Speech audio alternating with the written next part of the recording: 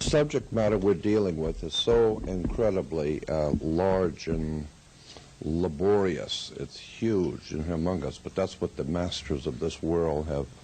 That's the way they operate, on a huge and magnificent level. They manipulate and exploit everything. And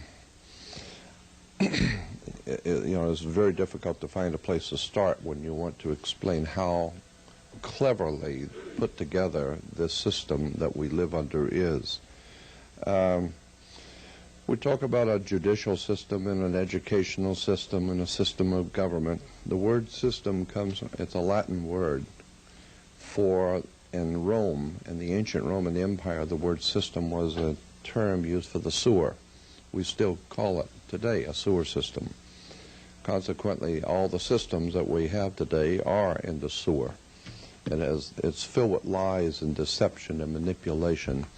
And God knows that it's a huge subject. The words that are used in religion and institutions of government, words are very important.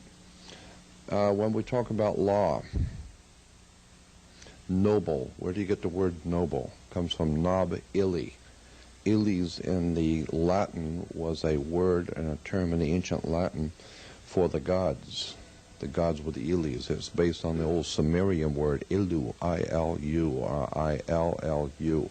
Ilu or Ili was the gods. And in Latin, the word nob was a high. Anything high was nob. That's where people who act like they're high are called snob, because the word is nob. When you put nob illi, it's the high gods. Gives us our word nobility. Nobility comes from nob illi.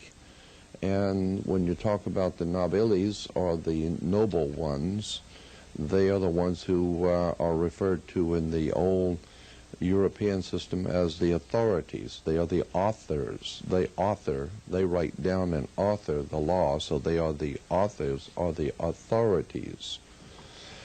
So when you hear terms like the authorities are saying this and the authorities, my question has always been, who are these authorities who have written the law? And then you come to find out that most of our laws are based on canon law, church law. For almost 2,000 years, well over 2,000 years actually, Europe has dominated the whole world, and the Pope has dominated Europe. What you need to understand about the church is that there are two entities in one institution. The church, the Catholic Church in particular, is both a religious institution and a political one. But its real strength lies in the fact that it is a political institution. It is based on the raw use of power and the manipulation of governments, kings, rulers.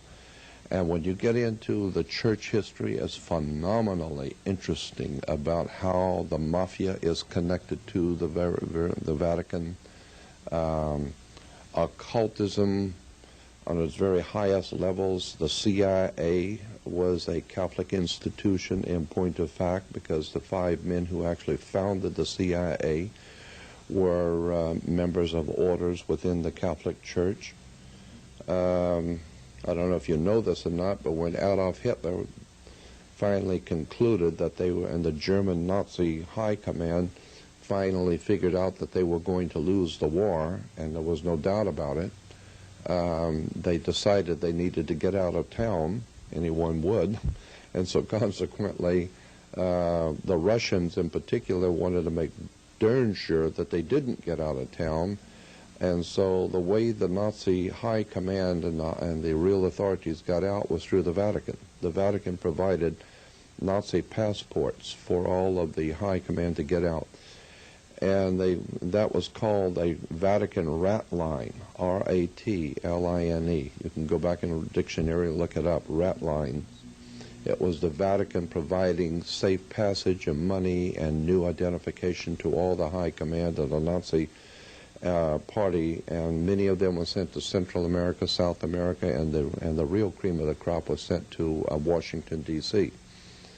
And they were. I mean, NASA. NASA is an interesting word. National Aeronautics and Space Administration comes from NASA, N-A-Z-A, NASA. And NASA goes back to Nazarene, the Nazarenes.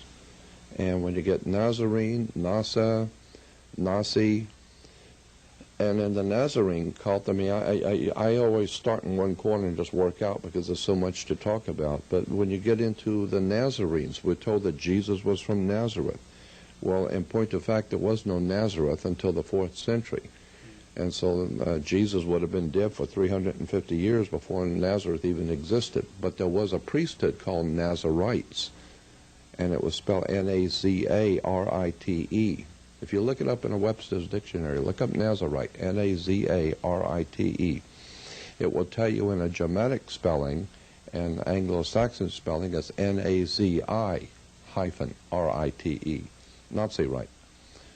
And consequently, the point being is that the Nazis were financed by international banking out of London, out of New York, Morgan Guaranty Trust, Chase Manhattan Bank, Chase Bank, which became Chase Manhattan, Morgan Guaranty Trust, as I said, Citicorp out of Chicago, Bank of America, which was called the Bank of Italy.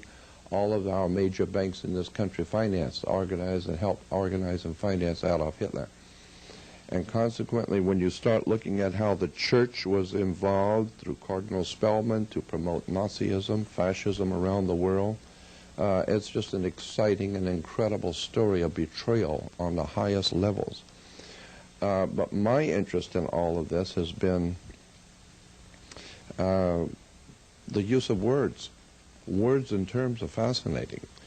Concepts have come out of the Middle Ages. Ideas are expressed in symbols. And I'll give you some examples. Why do you have to go to court? The concept now, I'm not giving you a nuts and bolts footnoted explanation. I'm giving you a general overall concept.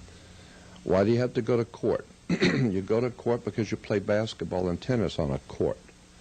The whole idea in court is put the ball back in the other guy's court. So you get this, quote, team that throws the ball back over there, and they've got to pick up the ball and throw it back the other way. And so it's a game. It's playing on the court. How do you play tennis on a court? You play with a racket. Why? Because the whole thing is a racket. This is where we get the word.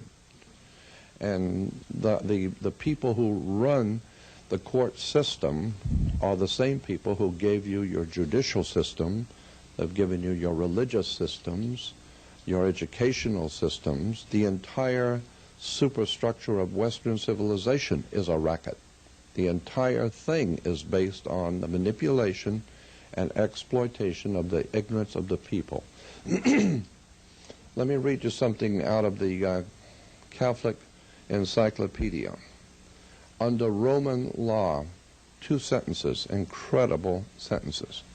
Under Roman law, Catholic Encyclopedia says, quote, the characteristics of earlier Roman law was its extreme formalism. It was extremely formal. You had to dot all the I's and cross all the T's and say it just right. If not, it don't fly.